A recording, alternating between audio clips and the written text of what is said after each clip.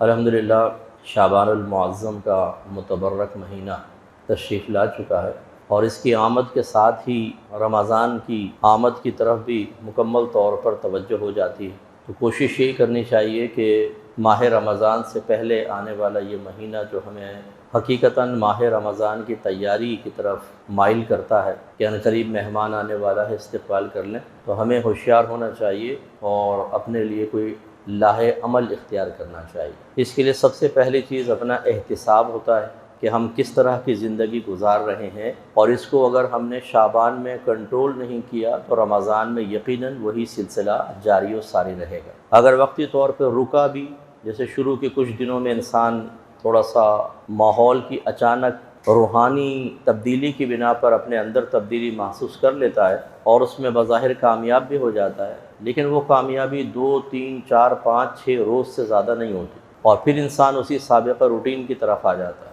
इसलिए सबसे पहला एहतिसाब तो इल्म के बारे में होना चाहिए कि क्या आपको रोज़ों के तमाम अहकाम मालूम हैं, रोज़े की नीयत क्या होनी चाहिए, कब होनी चाहिए, सहरी का इख्तितामी वक्त से मुताल्लिक़ एहतियातें क्या क्या हैं, इसी तरह रोज़े में किन कामों का करना जायज़ है, ये जानना इसलिए ज़रूरी होता है ताकि उनको हम आसानी से कर सकें, और क्या क्या मकरूह हैं, क्या हराम है। इसी तरह किन चीज़ों से रोज़ा टूट जाता है और टूटेगा तो सिर्फ़ क़ज़ा लाजिम होगी या टूटेगा तो क़ज़ा और कफ़ारा दोनों लाजिम होंगे, कि फिर कफ़ारे का तरीक़ा वग़ैरह, ये सब चीज़ें। इसी तरह बहुत सी ऐसी चीज़ें जो हमारे दिलों में शुकूक व शुबहात पैदा करती हैं, जैसे हालत रोज़ा में इन्हेलर यूज़ करना, ब्लड डोनेट करना या ब्लड टेस्ट करवाना, या शुगर टेस्ट करते हैं तो उसके लिए खून निकलता है, इनके सब के अहकाम हमें सीखने चाहिए।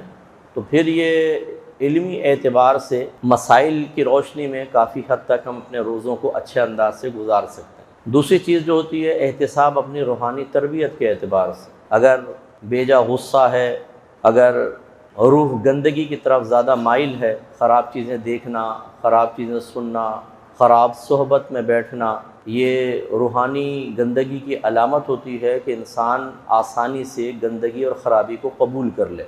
ये एक समझ लें एक आईना है जो हम अपने सामने रख सकते हैं कि अगर हम बुराई को जल्दी कबूल कर लेते हैं तो इसका मतलब है रूहानी कमज़ोरियाँ हैं, रूह हमारी गंदी है, गलीज़ है, इसको साफ़ करने की ज़रूरत। और अगर बुराई को कबूल करना बहुत मुश्किल से होता है, दुश्वार होता है, तो इसका मतलब है कि रूहानी सफ़ाई हासिल है।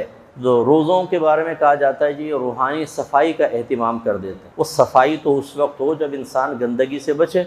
अब आप कहें कि जी ये झाड़ू ले ली, पोछा ले लिया और दीगर चीज़ें, इससे सफाई हो जाती है, लेकिन गंदगी बखेरते रहें, जितना समेटें उससे ज़्यादा बखेर दें, तो सफाई कैसे होगी? सफाई के आलात का पास मौजूद होना ये इस बात का तकाजा नहीं करता कि आप गंदगी के मामले में गैर मोहतात हो जाएं, सफाइयाँ हासिल होती रहेंगी, ऐसा नहीं हो। तो इसलिए हमें अपना एहतिसाब करना चाहिए कि किसकी सोहबत में रहते हैं। ऐसे दोस्तों के अगर रहते हैं जो बकोरे किस्म के हों, गालियाँ बकते हों, गंदी फहश बातें करते हों, तो हमें शाबान में थोड़ा सा उनसे किनारा कशी इख्तियार करनी चाहिए।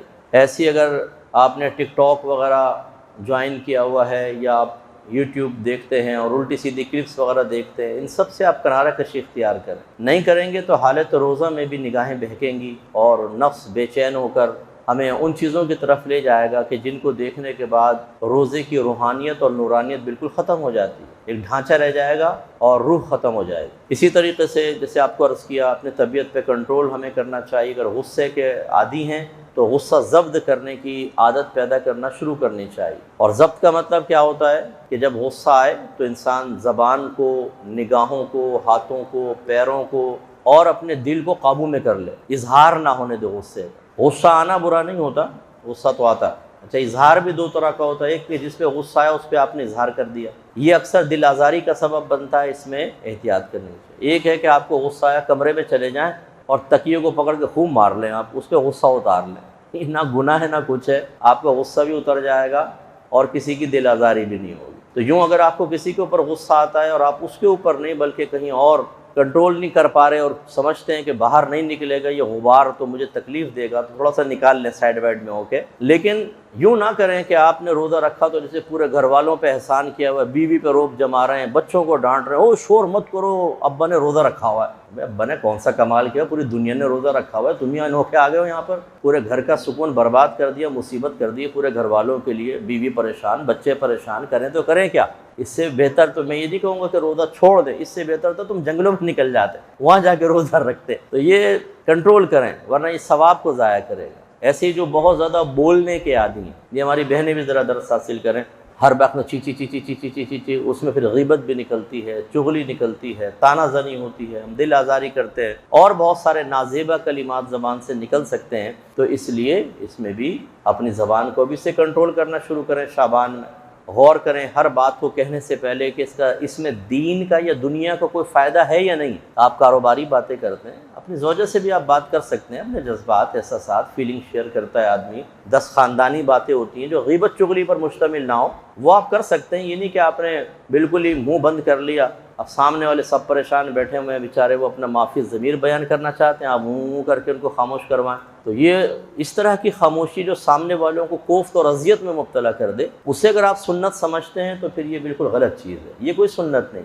मेरे आका ने खामोशी ज़रूर इख्तियार की, लेकिन कभी ऐसा हुआ कि साहबा सवाल कर रहे हैं, सरकार अज़वाज मुताहरात ने कुछ किया और कर दिया हो सरकार? नहीं, मुकम्मल जवाब। आप हदीसें पढ़ें ना, हमेशा दीन को कुरान और हदीस पढ़कर भी समझें, सिर्फ मुझसे ना समझें, सिर्फ किसी पीर साहब से ना समझें, सिर्फ किसी यूट्यूब के आलिम से ना समझें। वो अपनी सोच, अपनी फ़िक्र उसको भी उसमें डाल देता है और फिर एक नतीजा मुरतब करके आपको बता रहा होता है जो बाज़ औक़ात असली दीन से टकरा रहा होता है। हर एक की सोच में गहराई हो, हर एक सही नतीजे निकाल रहा हो, ये ज़रूरी नहीं होता। हम चूँकि इस फील्ड के आदमी, में पता है कि बहुत से उलमा कहलाने वाले बयान कर रहे होते हैं और इतने सतही किस्म के रिज़ल्ट निकाल के पब्लिक को आजमाइश में डाल रहे होते हैं कि अलमान वल हफीज़। बिल्कुल गलत बात है, बिल्कुल मतलब ये कि सतही किस्म की बात है, लेकिन लहजे में ज़ोर और बयान ऐसा ज़बरदस्त कि सामने वाला समझे कि अगर ये छोड़ दिया तो सीधा जहन्नम में। इतनी इंपॉर्टेंट चीज़ें, तो ये भी इल्म होता है, खैर होना चाहिए। बहरहाल खुलासा कलाम ये है कि हदीसों में अगर आप देखें, नबी करीम सल्लल्लाहु अलैहि वसल्लम ने बिल्कुल बातें फरमाई,